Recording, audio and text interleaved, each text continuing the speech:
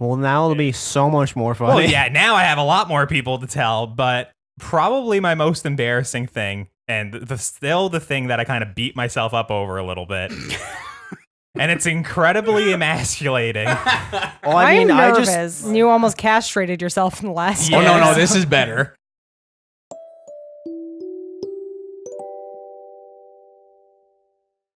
Welcome to your last podcast, the last podcast in the game, but the first you should listen to. I'm your host, Colton, Mr. Man Simpson. And joining me this week, down at the other side of the table, it's Mr. Listen himself, Josh Vey. What are you at? And always in my corner, we have the amazing Grace Tatigian. Hello, hello. And last but certainly not least, it's our resident audiophile, William Ham Clark. Hi. So what is your last podcast? We're a conversational podcast where every week each of us brings a topic of conversation to argue amongst ourselves and talk it out for your amusement. If you like that, be sure to subscribe to the podcast feed to never miss a new episode. And if you're watching on YouTube, leave a like, comment, and subscribe. And if you're feeling generous or have a couple of bucks to toss our way, you can always head on over to patreon.com/yourlastpodcast and help support the show. So with all that out of the way, Grace, what's your topic? Okay, so in the spirit of Avengers Endgame, and I promise no spoilers. There will be no spoilers. Colton and I have seen the movie. Josh and Ham have not. I'm sure a lot of people who are watching or listening haven't seen it yet. So don't worry, we're not going to spoil anything. But in the spirit of that, I mean, I guess if you haven't seen Infinity War, this might be a spoiler. But I mean, you've had a year, and it's not really our fault if you're. It's your fault. So at the end of Infinity War, Thanos snaps his fingers and half of the population disappears. Yeah. So my question is inspired by that. If half of the population disappeared tomorrow, how long do you think it would take humanity to recover? And I'm not saying everybody is fine and skipping down the street and happy as a lark and there's no problem.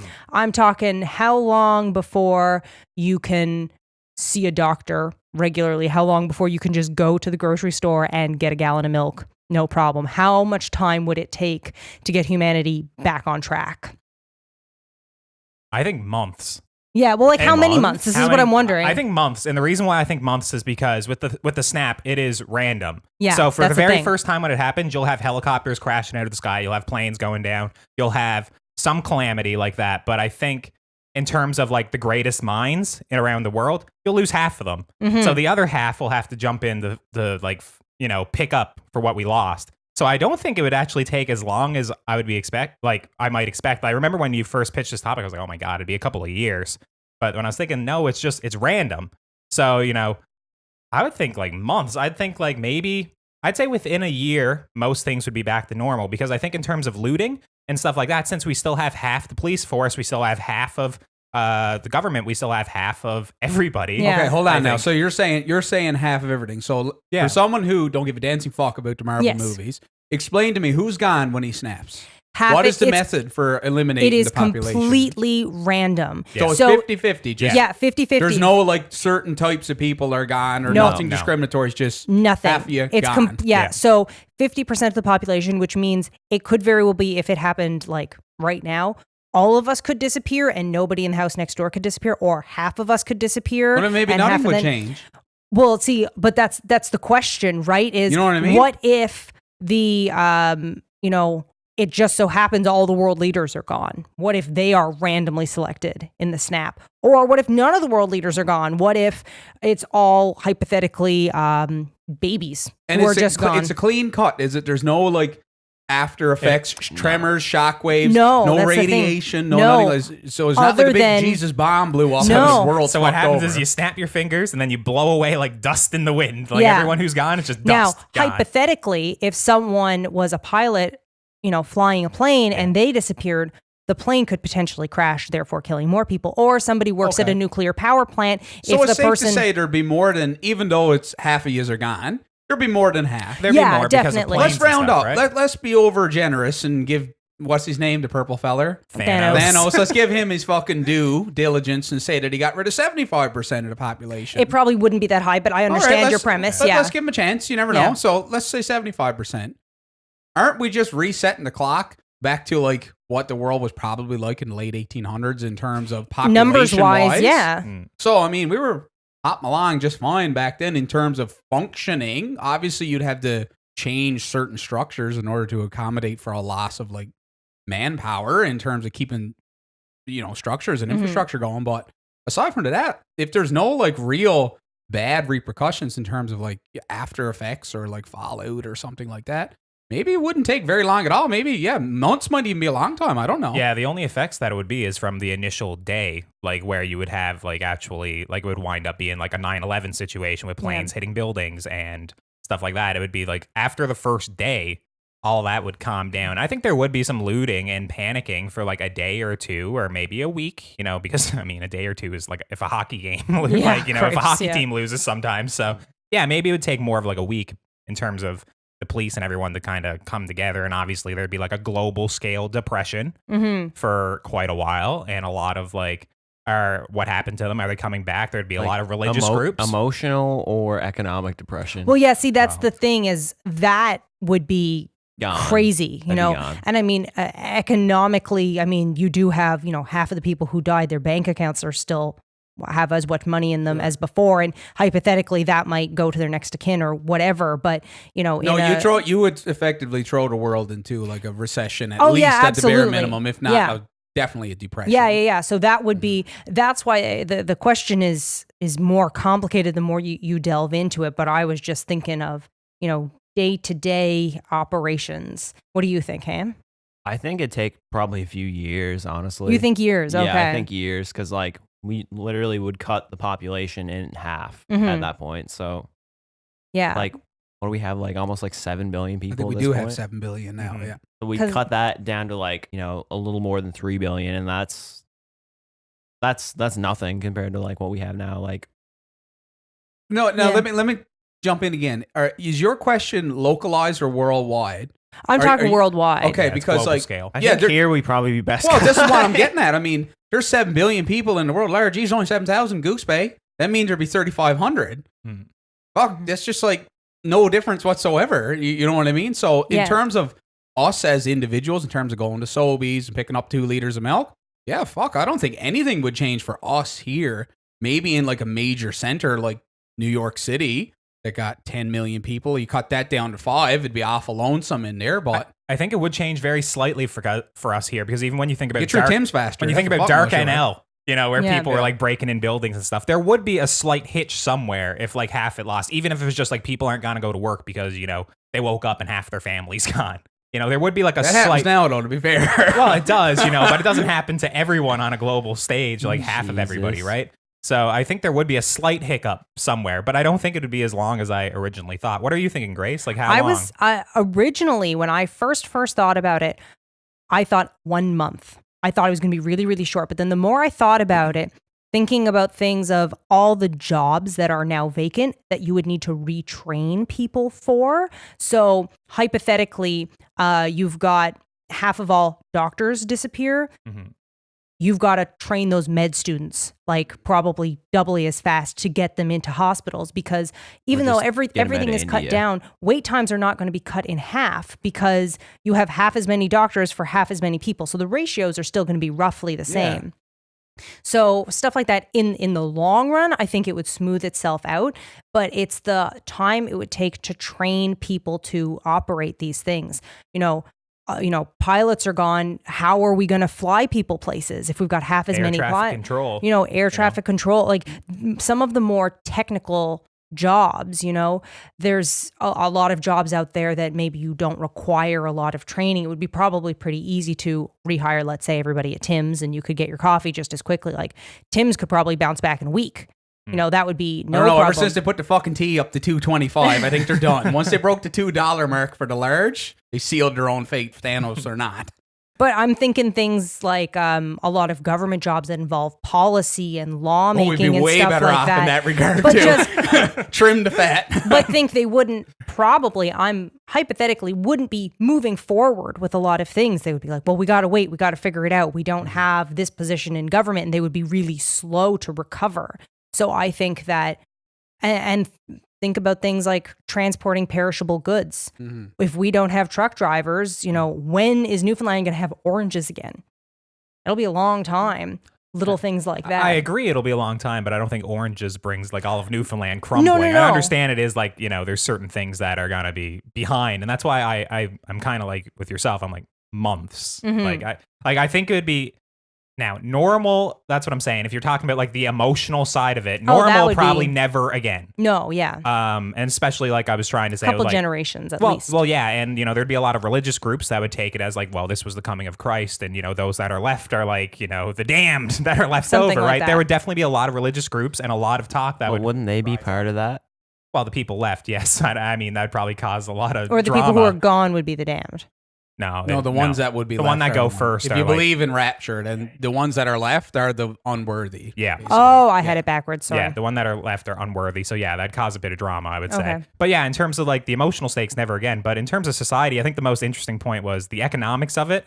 I'm not in economics. I have no clue how that works, but I would guess that would be a nightmare. Oh my gosh, it would. So maybe that part would take a lot longer than a year. But I think in terms of your question of going to Sobeys to get milk, I think after like the first week or two, I think we'd be able to go to Sobeys and get milk again. I think milk you'd be fine because like our dairy farming's pretty well, local. Yes, that was just an example. Yeah. Like things like, your kid is skateboarding and breaks their leg and you have to wait in the ER. And, ordinarily you would wait, I don't know how long you wait in an ER here, a couple hours. Yeah. Let's say a kid comes in with a broken leg. Here it would probably be 2 or 3 hours. Maybe you would wait.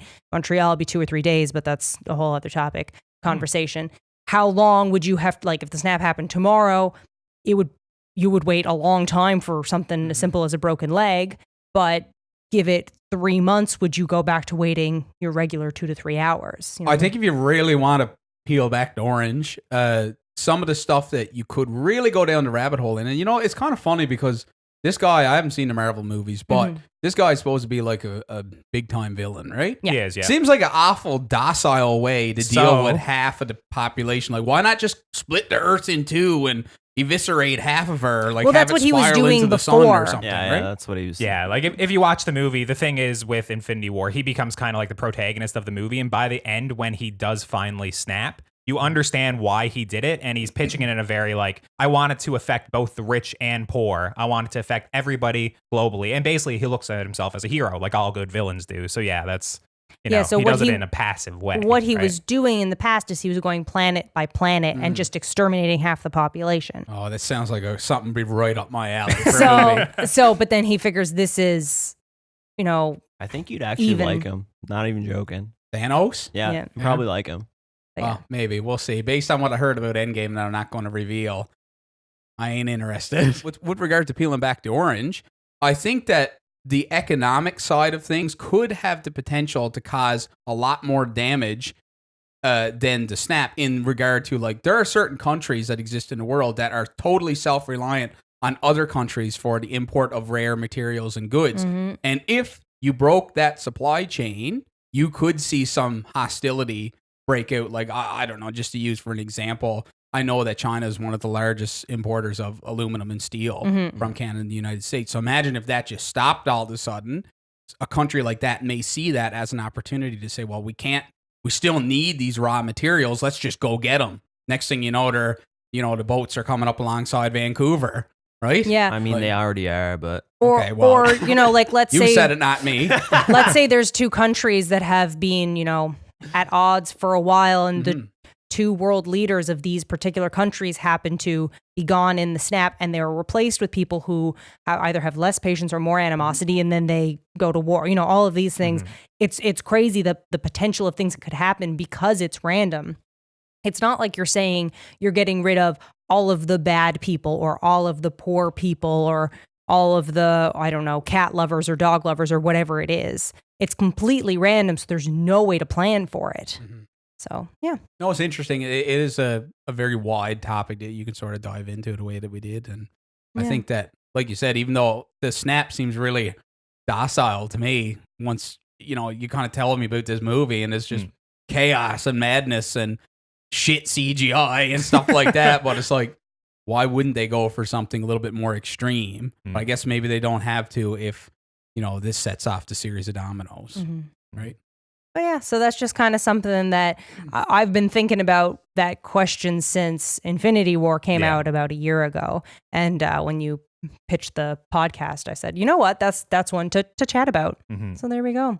So that's pretty much it for my topic. Ham, you're up. What do you got for us?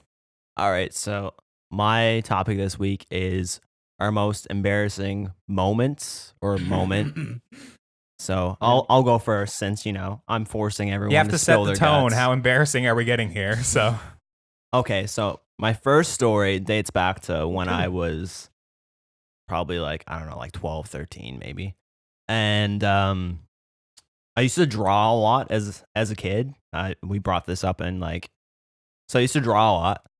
And, I'd draw probably hundreds of androgynous anime boys with huge fucking swords and shit like that, and drawn out of my Nintendo Power books and shit like that. But eventually you get tired of drawing boys, cute fuckers with swords, and you're like, all right, I need to actually draw women here. So Uh-oh. Everyone's leaning into their computer screen now. Listening. We're just waiting. I'm reminiscing to an episode where you're talking about anime titties. I have a feeling I know where this is going. All right.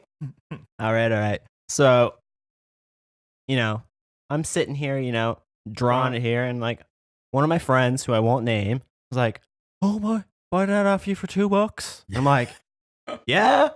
I'm rich. And when you did that impression, I know exactly who you're talking about. That was a really good impression of this person. But anyways, go on. Anyways, I'm here thinking in my mind, my mind spinning is like, that was pretty good, and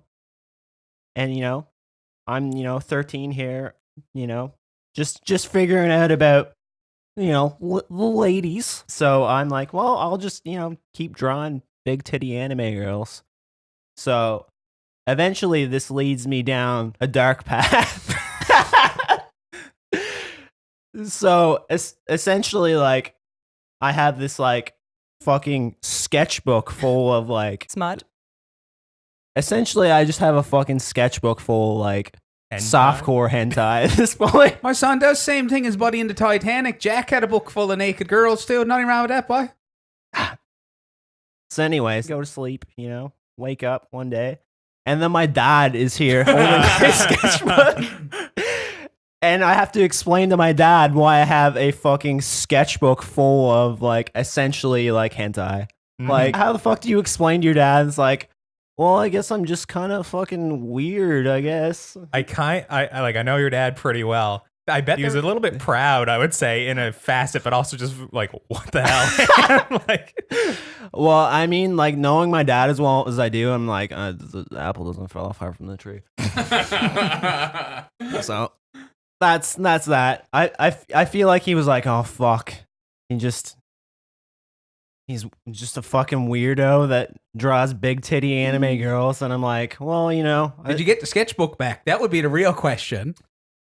And did you make any more sales? Because you said you made $2 off your first one. Was this a enterprise? I made 2 sales, but Ooh. But it was your father wasn't the second one, was he?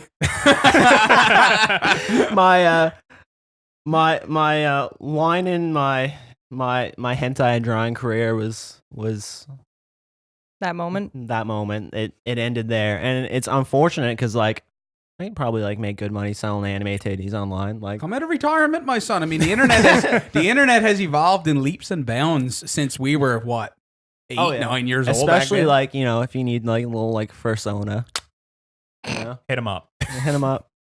World's gone. But going off your parent one, Ham. I remember back when I think I was 14, maybe 15 at the time. I was getting off of Tim Hortons, and I remember I came home from Tim Hortons at the time. My girlfriend and I both worked at Tim Hortons. So we were coming back to my house and going down to the bedroom to hang out, Mom. So anyways, I was in the bathroom. I was going to get a shower and whatnot. And I was just there taking a piss. Oh, this story. Yeah. Taking a piss. And then midway up, zipping back up, the zipper got caught on the top of my dick.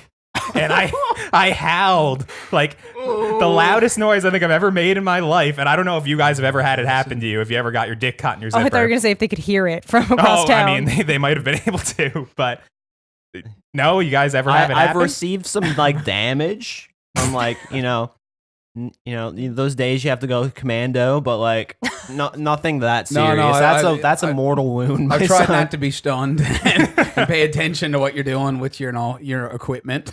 Yeah, my head was elsewhere, I guess. But anyways, I was zipping up and I got caught on the upper side of my dick, and I remember I howled so loud that my girlfriend in the other room like thought I was dying. My mom like rushed downstairs, like Carvey rushed downstairs too. Well, that's who you want. Untangling that. Well, Mr. Clean, yes. Well, actually, my mom was like, Carvey, get in there and help him out, because I had to tell them what was happening.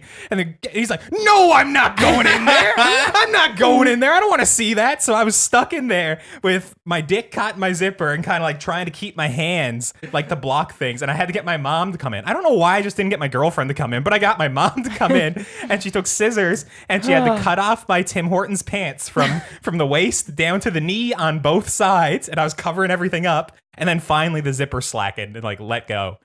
And then, and then I was fine, I guess. But for the rest of the evening, I went and I remember I laid down on my bed, just like on my stomach and just like sobbing. And my girlfriend like rubbed my back. It was like the saddest thing ever. But the part I didn't think about when it was happening, other than, being terrified that your mom had to cut your dick out of your zipper. When I went back to Tim Hortons, they were really cheap there, so they only gave out one pair of pants. So when I went back, they had to give me another pair of pants, and they asked me, like, what on earth happened, Colton? Like, look at this. It's like just very clean cuts down the legs. Like, and I told them that I got caught in the dryer, and they just kind of like looked at me, not buying it at all. And got caught in something. Yeah, I got caught in something, but I mean, I got a new pair of pants out of it, I guess. So, and they fit better. So, and I made sure it to never happen again. I mean, I had like a little bit of a battle scar for a few years leading after it. Thankfully, scars fade. But I mean, memories don't. Memories do don't. No, PTSD lingers on. No, that's still there. So. Oh my gosh. Okay. Well, mine. Okay. Oh, this will be good. Hold on now. Let me have another swig. Hold on. I don't think your story is going to be quite as similar to mine. No. I figured I would bring two stories because I don't really have anything really mortifying that I can think of. And it's not I'm going to hide my more mortifying stories. It's just I typically find myself in very PG-13 situations on a day-to-day basis and don't really end up in a kind of situation like that where this would be an issue. Zipper. Exactly. That has never happened to me. And so both of mine were from high school. So in Quebec, high school goes from grade 7 to grade 11. And so grade 7 is Sec 1, then Sec 2, 3, 4, 5. Mm-hmm. And then so Sec 1 and 2, it's called Cycle 1. And you're a little bit different from Cycle 2. So basically, it's almost like the equivalent to middle school or junior high or something in that they keep you a little bit separate from the older kids. Yeah. That's how it was back home. Yeah. It was like that in Neely Mountain. Remember, they had like senior high wing and then junior high wing. Yes. Yeah, a little bit like that, essentially. And there was very, very little interaction between Cycle 1 and Cycle 2. We had different lunches. You almost never, if you had a friend in grade 9 and you were in grade 8, you would almost never ever see them. Mm-hmm. And so there was a kind of intimidation factor there just because they were older and you didn't know them. And you very rarely had to walk through their parts of the school. So one day I was walking in between like Cycle 1 and Cycle 2, walking down a flight of stairs, and I slipped and I fell. And I fell hard, and I fell down like 3 or 4 stairs. And what stopped me is my arm got caught in the railing. And so I like jerked to a halt, and my whole arm pulls back, and it like really, really hurt. And then I looked down, and there's just everybody staring at me. And so at the time, that was absolutely mortifying. People don't forget. And now, and you know what? Probably not a single one of them knew me. So at the time, I thought this is horribly embarrassing, but no one even knew who I was. So now that I'm a grown up, I'm, who cares, right? Yeah. But the other one that was probably just where that wasn't terribly mortifying, really. Like, and you guys are laughing at me because we're on to another story now. Well, just a little one. So this one was probably Sec 3, so grade 9. I was joking around with some friends, and we were just teasing each other, bugging each other. And for whatever reason, we had some tape and we were like writing things on the tape and sticking it on one another. I could not tell you why. And so I wrote loser on a piece of tape and tore it off and stuck it on my friend's arm. And she took it off and stuck it on my shoulder, and I stuck it on her forehead. Anyways, How embarrassing. just going back and forth, just being silly. Then she stuck it on the collar on the back of my neck. And then, I don't know, we went to class or whatever. I completely forgot about it. And I wore it for the rest of the day, not thinking about it. That part is not the embarrassing part. Okay. The embarrassing part is I was on the bus on the way home and I was chatting with some friends. And I felt something on the back of my neck. And then someone tapped me on the shoulder. And I turn around and there's this woman there who I had no idea who she was, holding the piece of tape that said loser on it. And she looks me dead in the eye and goes, "People are really mean." And I just felt like such an idiot because she thought I was some poor little kid victim of bullying yeah. when it was just like a stupid, not even funny joke left over from the day. And I'm just there mortified that this poor woman is, feeling sorry for me because, I mean, to be fair, I am a loser. But I mean, it was just, those were the two stories that came to mind, neither of which are mortifying, but that's the best I had, guys. Sorry. Wow. That's interesting. Can you imagine that on the bus? Going down to the valley or something in between school. You had a lot worse than that stuck on your neck. Back where I Loser come would from. not have been what they used. No, that's for sure. Okay, so I guess I'm under the spotlight here now. I had a really hard time trying to siphon out what story I'm going to tell for this. We have similar problems, Josh. I fell down so many stairs and had so many fucking sticky notes stuck on me. But the one I'm going to tell, just so I don't put my grandmother in the grave early, is I'm going to tell one that you guys both know, but I haven't told it in a really long time. So, of course, it was actually the first girlfriend I ever had. So it is a skin story. Buyer beware. But anyways, so what are you doing when you're 15 on a Friday night? Homework. Oh, yeah. Yeah, you deserve that fucking sticker by the sounds of it. So what we would do... You're right? hanging out. Yeah, we were hanging out. So the way the hanging out would be, first... We have to make sure her parents were gone because they had two houses. One was in a community close by, right? So anyways, go get something to eat first. That's job number one. Got to fill the carb gut. up. Oh, yeah, exactly. You got to go for the stamina. So we go down, had a big old scoff down the midway, right? 4 or 5 packs of garlic fingers and matzo sticks and cheese balls, all that good stuff. So when you're good and greasy, you go on back up to the house, right? So anyways... This said, I'm not going to say that this was a regular event, but, there was definitely a pattern there where most Friday nights the house was vacant and, we were occupying it. So listen, I worked at Midway at the time. It was a pattern.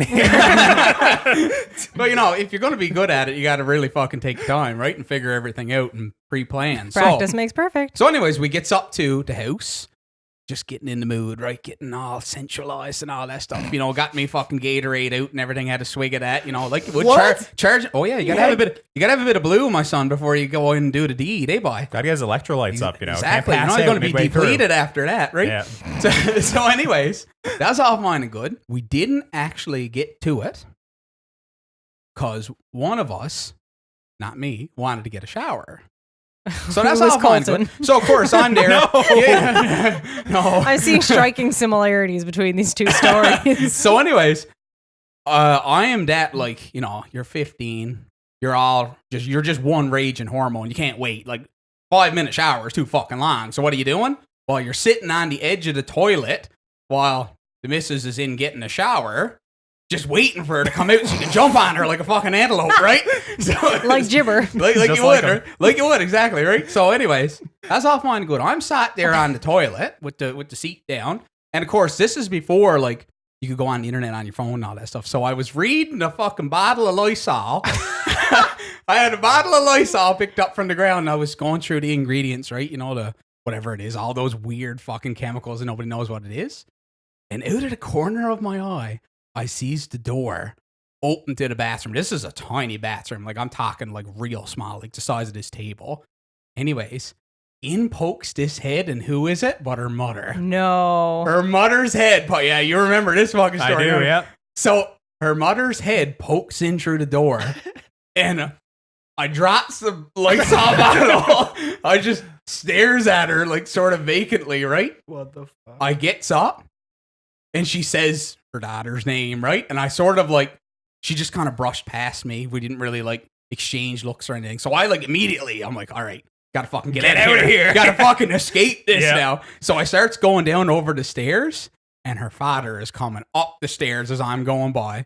Oh my blessed God, I could have fell through a 2-inch crack on the fucking floor. I was that like caught red-handed. So as it turned out, they ran out of gas. And they ended up coming back to the house to get more gas. I believe it was something like that. Like they forgot something. It fucked up their plans to go down to their other house, right? Mm-hmm. But anyways, oh my God. Luckily, I survived. I never got chastised. Nobody said nothing to me. I just bailed, gone, and then walked from there back to my house, which was, a good solid, probably 5-6 kilometer walk. Yeah, I'd say. Bit of a walk. Shit baked. A lot of time to contemplate what happened there. Oh my God. Just totally just traumatized by what went on there, right? And what was really funny was years later after this, so we're talking 2006, 2007, whatever it was a long fucking time ago. Fast forward then, almost 10 years later, I ended up dating this person again because I'm real intelligent like that.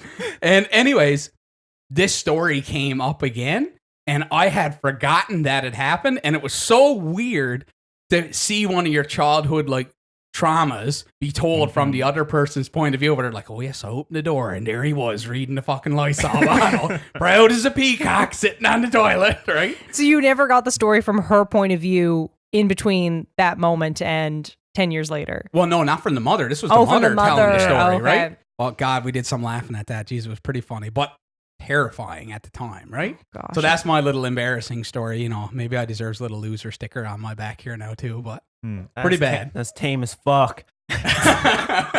Sorry. Well, my story probably did involve titties too. So, Yeah. Now, Ham, are you going to tell your second story, or are you going to move it on, or what do you want to do? Me or you? I'll tell my second story. All right. I'll tell Go my for second it, story. then. All right. So my one is, skip a few years after the anime titties. I was around the same age, actually, 15, 16. And this is one of the first few times I'm having sex. Starting off good. So I don't know, the ladies on top, and they're going at it, and they're kind of being rough, I guess. A little bit, a little bit spicy. But I'm here, 15, 16, being oh, this is great. Sex is great. And then they as we're going at it, trying to not wake up their whole family upstairs. You brazen fucker. Well, at least we waited for him to leave the house. Or so you thought. Yeah. They say some shit to me, and I can't remember what it was to this day because I'm fucking scarred by it apparently. But say they just look down and were like, "You whore," or something like that. You said that, or she said that? She said that. To you? It was I can see this. It was some degradation shit, which I, to be honest, would be fine now. But fuck off. But at that moment, I start fucking sobbing.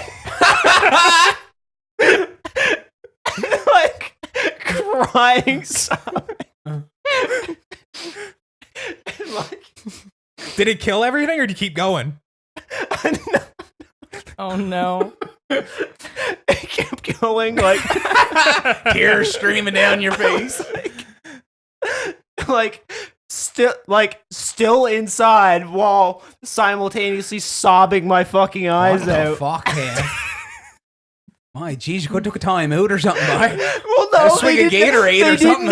They didn't notice at first because it was fucking pitch black, and then it was they had to calm down and fucking comfort me in between me here fucking sobbing because I was not prepared for that. It was just I think it was just the shock of it because I wasn't expecting it, and I honestly I think I felt I did something wrong at that point, but I'm just traumatized and broken. So. That's such a funny reaction because I feel if that had happened to any one of us, it would have been bust out laughing or something. I would have died laughing. Yeah, that's so funny to hear you say that. Though. It's such a strange reaction. It was fucked up, but yeah. I think that's a pretty good story. And I mean, we know that girl too. Yeah, that you're that's talking even about. better. So that is really That's funny. so good. Oh my. Yeah. I still don't know if I want to tell mine, and the reason why is because it's only embarrassing because I told you all. Nobody else, or maybe not Grace, but I told everybody. Well, now it'll be so much more funny. Well, yeah, now I have a lot more people to tell, but probably my most embarrassing thing, and still the thing that I kind of beat myself up over a little bit. And it's incredibly emasculating. Well, I mean, I just told you that I fucking sobbed in the middle of sex. So, I mean, like. You almost castrated yourself in the last one. Yeah, this is better. I don't know if it is because I don't know if I could do it justice. But anyways, back in third year when Ham and I just got our first apartment, I was good friends with a roommate of yours. And you guys were kind of on the outs at the time. Oh, okay. Yeah, so she wound up. Everyone thought me and her were involved. Everyone thought like we were on the go. Nothing ever happened between us. Never. And you guys didn't believe me. Nothing ever happened. Anyways, she used to spend a lot of time over at my house, like staying the night. And I think it was very obvious that this girl wanted things to happen. But I was always like, no, she's a friend. Nothing's going to happen. I can't go through with anything. I don't want to jeopardize the friendship was always the thing. I can't go through with anything. So she'd be there in the night. She'd strip down to not much. I do know the story. Yeah. Climb in the bed with me. And I would have to sit there and be like, all right, mind over matter. I can't pop an erection. Can't get a boner because I don't want to like stab into her back or I don't want it to be awkward. I had to sit there and be like, I have to just try and go to sleep. Can't be excited. And I used to get so nervous in the middle of the night that she was going to make a move on me that I'd have to go and throw up. No. Yeah, in the middle of the night. So nervous. I remember hearing that so many times. I've never heard that part of the story. I'd go puke in the middle of the night, and sometimes she would wake up and ask me like, well, what's happening? And I would always be like, oh, I don't know. I'm just sick. I ate something wrong. But it was incredibly embarrassing. And there's one morning in particular where I remember we were just like up watching movies and stuff, just hanging out as friends. And the next morning she had class early, and I remember like setting an alarm and waking her up and be like, hey, you have class. Like we gotta get on the go. I'll give you a lift. And she was just like, no, I just want to stay here a little bit longer. And I was like, okay, like, sure, that's fine. So I was like laying down on my back, I remember. And she like wraps her legs around me. And I'm like, okay, now I'm kind of stuck I'm stuck here. She's like, no, I just want to like lay here a bit longer. I just want to relax. I'm like, okay, cool. Just laying there being like, all right, like what's going to happen here? She reaches over to her phone and she puts on the 500 Days of Summer soundtrack, which if you haven't seen 500 Days of Summer, this is like romantic comedy music. I'm glad I wasn't here for this part. Sappy shit. She puts it on and I'm like, oh my God, she's definitely going to try something here now. So what do? I got to go get a shower. I sit up, run out of the room, go get a shower. And yeah, nothing still happened. Oh my God. But fucking crazy. when I go back, it's just so obvious like what she was trying to do. And yeah, I just didn't see it at the time. I think literally when I drove her to that class later that day, she was telling me about, dreams that she had. Like it was just so obvious what she was going for. And I was just like, no, I can't do it. Done fucker. Jeopardize the friendship. And everything fell apart a couple months later anyways, because obviously. You could have at least got your skin and then had it fall apart anyways. No, you know what? I think you were good to stay away. Yeah, you think so? No. I just think it's just so embarrassing. You missed 100% of the shots you don't take. When I go back, it's just so embarrassing as a man, like sitting there, like in bed, just being like, just zoning out, like your third eye is open, just trying to suppress all of like your urges. Like it is fucking embarrassing. Like it's so bad. I mean, like, that shit happens. That shit happens. Oh, it was pretty bad. The puking in the middle of the night is I've the never worst heard that part of the I think story. you just got to go for that stuff, right? Like, I mean, my God. As soon as it gets in the truck and agrees to go for a coffee, I'm starting to think, there's a chance here. There's a chance we could go somewhere, right? Yeah, but when you know someone for years, it's a little bit different. Like, it winds up being like, but you fucking knew before the end of that there was no way that was going to come to like a soft ending. Because I remember you stressed so much over like, how am I going to get out of this tangle that I got myself in? Yeah. Yeah. So well, I think you should have went for it. I think you should dove in the pool. No, I think you made the right choice. I think you made the right choice. Absolutely. Either way, it still would have ended a couple of months later. But I mean, yeah, nothing ever happened. And all my friends, my guy friends always hang that over my head for sure. There's So- one little story about this person that I remember, and it's only a very short story, but I remember she bought him a gift for Christmas one time, and it was a giant gummy worm. No, other way around. Was it the other way around? I bought her, and Grace knows this story. She was and part of Skipper, this. But what's funny about it was, so they had this gummy worm bot, and it was huge. Like, it was ojus. It was like a piece of rope on the round, right? And they opened it up, and it's the first time you had to look at it, and Ham goes, "Oh my God, it's a candy cock," and busts out laughing at it. That was pretty much her reaction as well, I think. Oh my God, that was so funny. That was Yeah. a great moment. Anyways. No, it was good, but you know what? It's nervous, a funny and story. I wasn't young was the thing, right? Like No. I was old enough. I shouldn't have been that nervous about this girl making a move on me, but I was just like, I don't oh know my if- God, it's I didn't know you threw up, though. I didn't know that. Oh, That's a yes. new part to the story. yeah. I think your nervousness indicates that you made the right decision. Yeah, probably, but anyways, That's pretty good. oh, with my topic next. Yeah. All right, I'll continue talking then. So with my topic this week, moving away from my embarrassing stories, I was just thinking, if one of us just died, like let's say if we came in next week, Josh is dead, the show must go on. So I have to get on the air. If we were gonna bring back Josh, we're gonna summon you from the afterlife. What three Back objects? from the snap. Yeah, back from the snap, from the void. What three objects could we use to bring you back? Are you asking me, or do you I want got, it? I got a few guesses. All right, go ahead. All right, go ahead. Guess one for him. I got two. All right. Oh dear. For who? Oh, Me dear. or Josh? Josh. All right, go for it. One. Air Those are Monarchs. ear monarchs. That's correct. That is correct. And the Crucial other one ingredient. is in your I think hand. a tea. Yeah, like some small tea. Mhm. Yeah. Or a bottle of Crown Royal. All right. Either Yeah, or works they're, fine. They're interchangeable. Sure. Oh yeah, that's good. That's two. You got- Legitimately, that's oh yeah, two? that's two. One more. Come on. I was gonna guess your guitar. Yeah, that's not one, but that's a good. I would it's think- a good addition. If I you would want to think make sure I'm going to come back. Yeah, I would think something like musically inclined, but apparently I'm wrong. No, I'd go simpler than that. Just think simpler. Simpler. Plaid coat. Exactly. Woods coat. I'm No in air, my way. son in spirit, if not in body. Oh my God. All right. Oh, perfect. Okay, so Perfect. all right, so let's twist this around here now. If Ham goes in the night tonight, Mhm. Yeah. all I got to do is bring anything with a fucking Apple logo on it and put it on the table there. That should be That's- enough to suck him back from beyond as it is. Because Maybe my money, but no, not. No, that's not one of you? That's not one of them. A That's not one- guitar pick or a guitar pedal? Like, Yeah. which one? Picks. Picks? All For right. sure, because I lose so many of them. I There's was- going to be some around. I was thinking your backpack that you carry everywhere. No. No? That's a good one, though. That's a pretty good one. Block of tofu, something like that? No tofu. All right, go for it. What is it? What are your other two? We only got one. All right, so Pick. guitar picks Mm. or, some strings or something. Something guitar related. Okay. Definitely, maybe some coffee grounds or, a bit Oh of yeah, bit of coffee. matcha. That was an obvious one. Yeah. Yeah.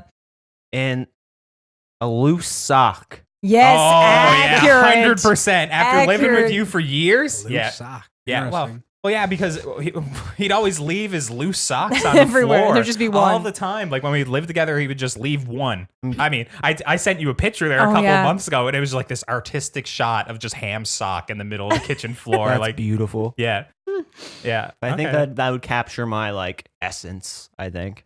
Yeah, right. probably. Interesting. Okay, let's toss it over to Grace there now. How are we going to bring her I'm, back? From I don't think beyond? you guys will guess any of mine. I don't have a Let's clue try. with Grace. You know her the best, so what would you start off and then you. Particularly, throw I'm in. not like a really material person. I not, don't have a lot like- of things. Yeah, like when I think about like Grace down to the core, I'd think of like something like some sort of children's book or something like that. I'd Yeah, kind of think not of. far off. Yeah, and older Grace, I would just go for more like bougie stuff, like tea, certain types of tea, or like a cheese board, or like Oh, wine, cheese or board, something not like, bad. or wine, or something Yeah, I like was that gonna is say- what I would think of, right? Maybe a nice wine. Cheese board is a good. That's not what I had thought of, but right, yeah. Josh, did you have any? Yeah, well, that was about it. Was just I was going to say something bougie as well, like something fancy, maybe one of those like Lazy Susans or something. I don't know, like something. Lazy Susan is something fancy? right? I think like maybe a beanie. I don't know. You used to wear a lot of beanies, I, but like I'm always cold. I'm usually wearing a hat. I don't Yeah. wear it in here because I'm afraid it's gonna fall off and I'm gonna have to grab Or maybe it. a nice poutine or something, like Oh my with cheese curds or something like that. goodness. No, so books wise, that was kind of like my third one. There were two that came to mind really quickly for me. So I would probably go with, it was my favorite book for the longest time and everybody thinks Harry Potter because I'm a huge Harry Potter fan, but no, I'd probably go with Tithe by Holly Black. The copy of it that I have, I mean, I've read it so many times, I love it, but the copy is also like old and weathered and it looks like the kind of thing that would end up in a summoning circle. Like all of the pages are bent. I dropped it in a puddle at one point, so it's all wrinkly. Oh, perfect. So I was like, I think that would fit in nicely. My sentimental thing that I would probably put in would probably be my signet ring that I wear. Yeah. I've had this ring since I was in grade 5. My family down in Boston has a jewelry company. It's from there. My grandfather gave it to me. I've worn it most of my life, so I figured that would be a sentimental thing to put in there. And as far as silly things go, probably my lunchbox. Oh my god! I have this polka dot neoprene lunchbox I don't know that if I've ever seen it. You've never seen my I don't lunchbox? know. I've used it pretty much, well, not when I was living in res because I could just go home for lunch, but I've used it pretty much every single day of my life other than when I was in university from the beginning of CEGEP till now. What colors is it? Like what It's does it like look black with multicolored polka dots on it.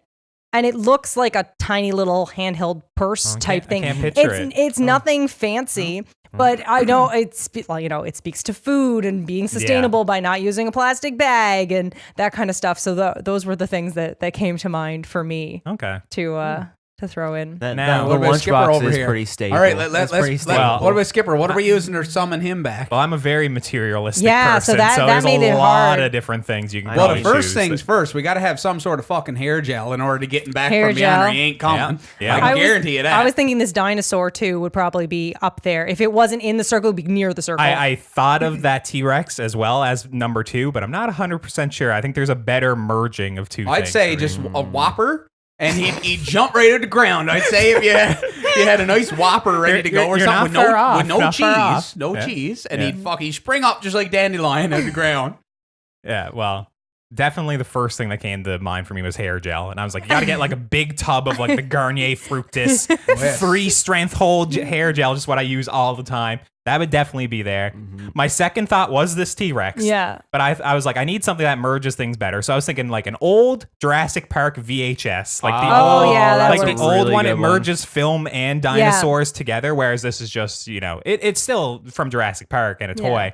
I thought about that. And the third thing I really struggled with, like I could not think of something. So I did exactly what Josh did. I went to food and I was just like, yeah, like probably like a slice of pizza or something like, if I'm coming back from the afterlife, I'm going to be hungry. So get me a piece of Pronto's or something like that, Pronto's pizza. I'd probably go for that, I'd say. Yeah. Yeah. Okay. Good slice. A good slice.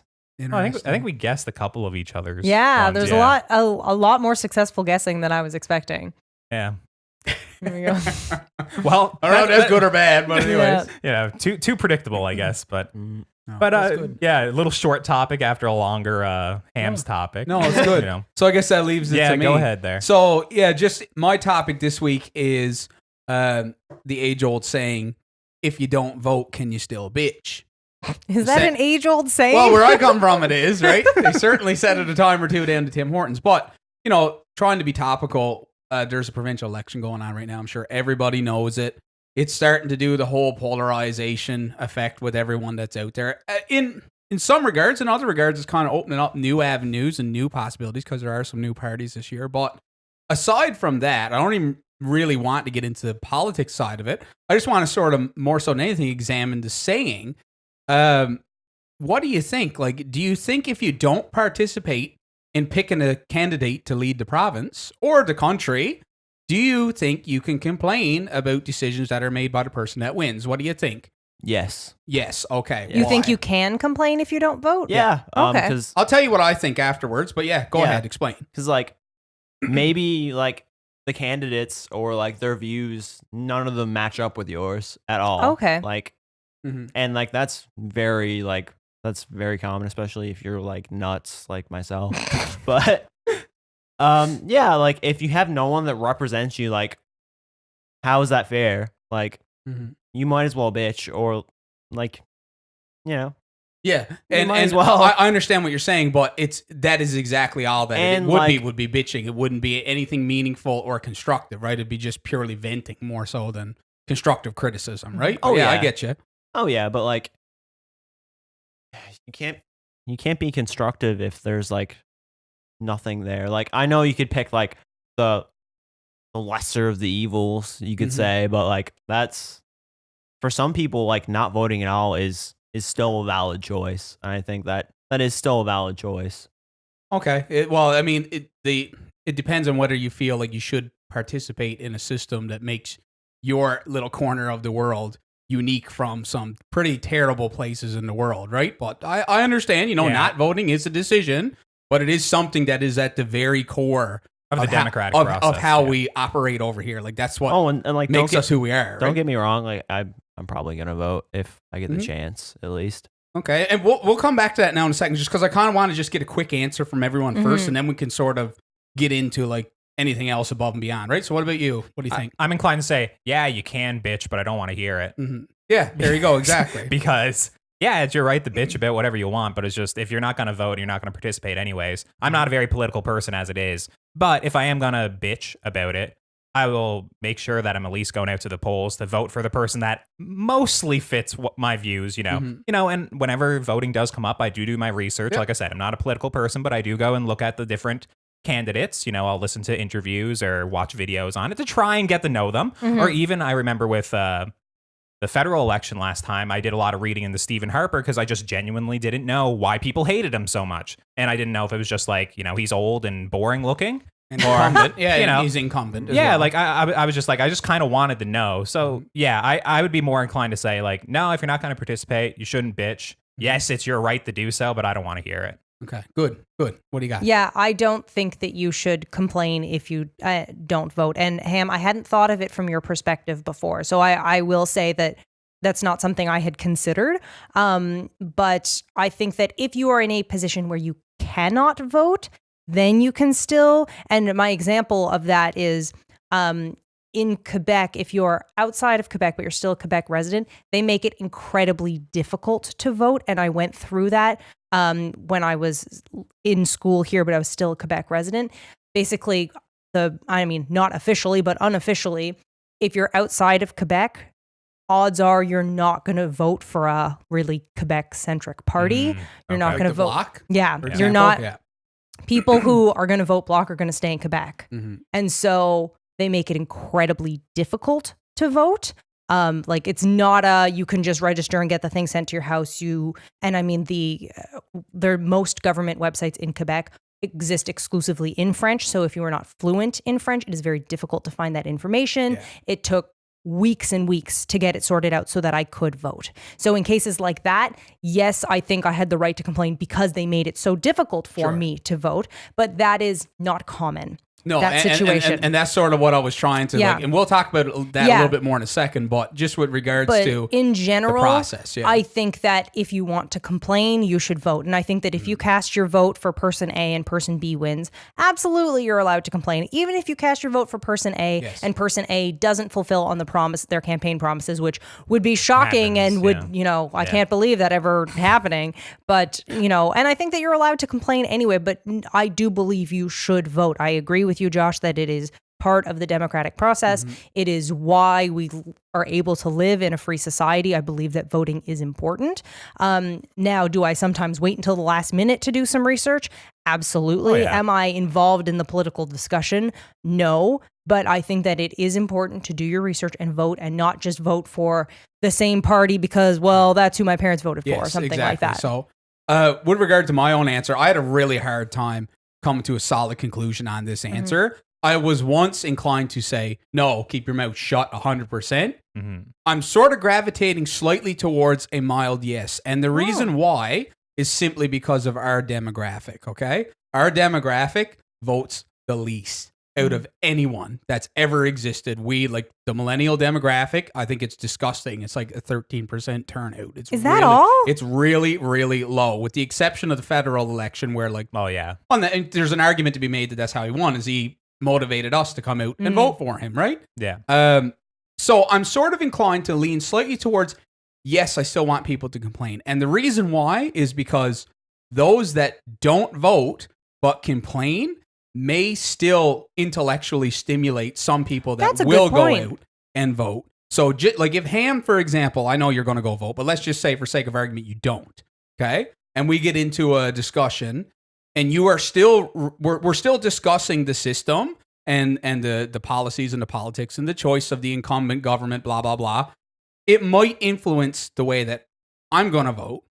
And I know I'm going to vote, for example, right? So I'm sort of teetering on the fence there with a mild yes. However, I'm also on board firmly where Colton stands, where like, why are you bitching in the first place if you don't vote? Yeah. And that's why. So that's why it was really, really hard for me to gravitate away from my original answer. If you're just not voting out of laziness, I think you should shut the fuck up. Well, the thing is, Ham, a lot of the time people that don't vote say it's because, well, they take the anarchist point of view where it's like, well, the system is corrupt and I don't want to be a part of a system, which Or to me it's is a just cop-out. one vote, it doesn't make a difference, is what you Yeah. hear a lot. Okay, interesting. I mean, sir. in some facets, I do think a vote doesn't make a difference if you're voting for like the Green Party a lot of the time, Throwing or, like away your or vote. the Communist Party or something like which was in here. You know, it's just like they're probably not going to win. So there are times when I do agree with that like, yeah, your vote isn't going to make a difference.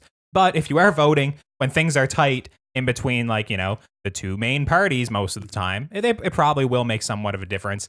In terms of our demographic, like being the most underrepresented or at least not going to the polls, I agree. But I'm also like, I think we're just really loud and complaining and being online anyway. So that's what drives me crazy, because there's so many people that I see online on Facebook. And I mean, I got most of these people like blocked or ignored now. They're vocal. Yeah, but they're just vocal all the time about politics and sharing all these clickbait articles that when you do any ounce of research into it, it's from like years ago. Yeah. Or it's like, you know, the sites they're crediting are D&D just... toxins. Yeah.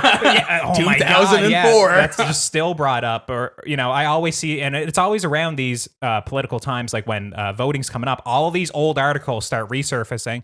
And I think it kind of skews like what we're supposed to be paying attention to. And most people are too stunned that like when you're on Facebook and you see an article, most people aren't even going to click on it to actually read the article. They're going to read the headline. Yeah. And that is it. And that's kind of what irritates me, because these people are on there apparently so politically involved, complaining about things that would literally happen 15 years ago.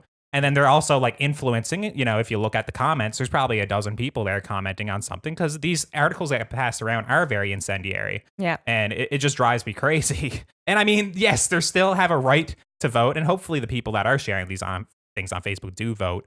But it really irritates me with like the millennial generation that we kind of just take everything at face value. When I think our generation has been shown that we should pay more attention to everything. Absolutely. So just curiosity, how many times have you guys voted? Just because I know you don't care about answering this. Some people are very secretive over what they vote for. But if you're comfortable with it, how many times have you voted? I voted 5 times. So I voted in 3 federal elections, 1 provincial election, and a municipal election. Because I like to participate in all different little facets, right? Because, you know, there's different tiers to everything. Go about yourselves. And have you voted for the same party every time? I'm not To answer No. that, no. No. I voted NDP one time. I remember when I voted Trudeau for the federal election. Yep. So definitely 2 different parties. I think I voted 3 times. I think I voted twice in Goose Bay, and then I voted... I think you voted provincially because I feel like we had this discussion. Yeah. So I feel like you did definitely 2 federal and one provincial. I think that's what I did as well. Yeah. Okay. Yeah, for me, yourself, it's about the Chris? same as I think it's like 4. Yeah, I voted in every federal election since I've been 18. So I guess that's 3. I voted in at least 2 provincial in Quebec, at least 1 provincial in Newfoundland, and a few municipal, but I don't know exactly how many. Okay. Like a couple in at least, I want to say at least 2 in Okay. Quebec. Yep. Here, I want to say at least 1. I'm fairly certain I've missed a couple in St. John's, but I'm not positive. Yeah. What about you, Ham? You voted a couple of times? Yeah. just like 3 or 4 times. Okay. Mostly- Yeah. So is everyone planning on voting this time around? Yes, Yeah. I have not Yeah. done the required research yet, Okay. but yes. All right. Yeah, That's like interesting. literally when we were driving up Kenmount Road today, like, you know, we had to run before we started recording. They were putting up the signs for the, you know, the different candidates. So yeah, I don't even have a clue who's like in the race. Well, and and this yet, is sort right? of the problem that I have, that I think that our generation sort of doesn't really understand the way this works, because, to be honest, it's not a very good system. Like, they just called this election a couple of weeks ago.